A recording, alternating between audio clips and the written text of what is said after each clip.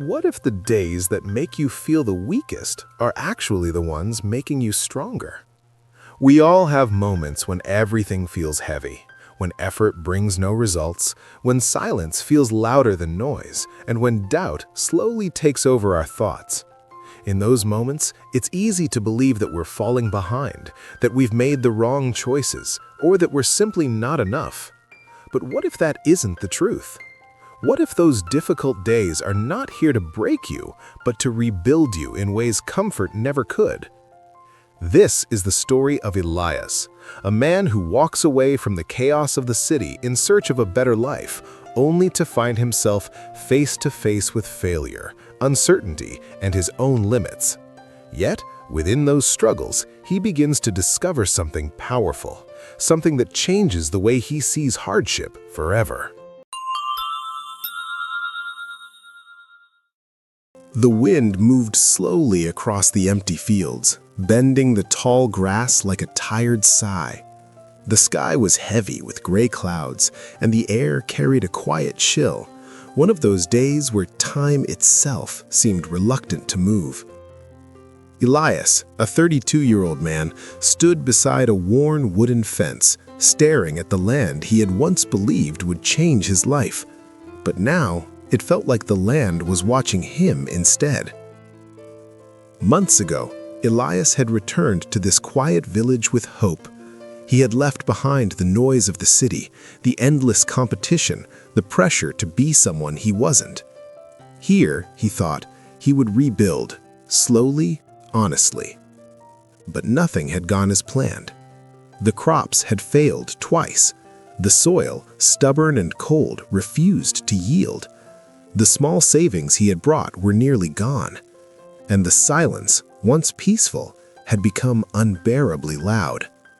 Each morning felt heavier than the last. That day, Elias picked up a shovel, though he wasn't sure why. His hands were rough, his body tired, and his mind filled with doubt.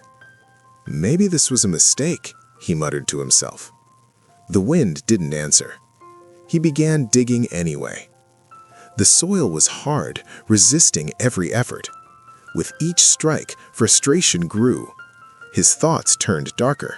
You're not made for this. You failed in the city, and now you're failing here too. Maybe you're just not enough. Elias stopped. His breath was uneven, his chest tight. For a moment, he considered walking away, leaving everything behind again. But then something caught his eye. A small, stubborn plant pushing through the cracked earth. It was thin, almost fragile. The ground around it was dry and unwelcoming, and yet it stood, alive. Elias knelt down, brushing away the dirt gently. He stared at it, confused. "How?" he whispered. There had been no rain for days. The conditions were terrible. By all logic, that plant shouldn't exist. And yet, it did. Something shifted inside him. Elias sat there for a long time, the cold air pressing against his skin, his thoughts slowly untangling. Maybe the problem wasn't the struggle. Maybe the struggle was the point. He realized that he had been waiting for the perfect moment to succeed, for easier days, better conditions, clearer signs. But life had given him none of that. Instead, it gave him resistance, silence, failure. And perhaps that was the lesson. The plant didn't wait for perfect conditions. It grew because it had no choice. Elias looked at his hands, tired, worn, but still capable. What if I'm like that, he thought. Not broken, not failing, just growing in difficult soil.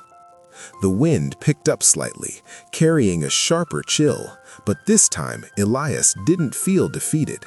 He stood up, gripping the shovel again, differently now, not with frustration, but with understanding. He began to work, slower this time, more deliberate. He wasn't trying to conquer the land anymore. He was learning it. Days passed. Nothing magical happened overnight. The fields didn't suddenly turn green. The struggles didn't disappear. But Elias changed. He stopped measuring progress by results. Instead, he focused on showing up every single day. On the hardest mornings, when his body resisted and his mind whispered doubts, he remembered the small plant, and he kept going. Weeks later, the first signs of growth appeared, not just in the soil, but within him. He was stronger, calmer, more patient. The same silence that once felt unbearable now felt honest. One evening, as the sun struggled to break through the clouds, Elias stood again by the fence. But this time, he wasn't questioning his path. He understood it. His hardest days hadn't been obstacles. They had been teachers. They had stripped away his illusions, forced him to face himself, and taught him something no easy success ever could: how to endure, how to adapt, how to grow even when everything says you shouldn't. Elias took a deep breath, the cold air filling his lungs, and for the first time in a long while, he smiled. If you're going through a difficult time right now, don't run from it. Pause. Look closer. Your hardest days are not here to destroy you. They are here to teach you something you can't learn any other way. Stay, fight, grow. Because one day you'll look back and realize those were the days that made you who you are.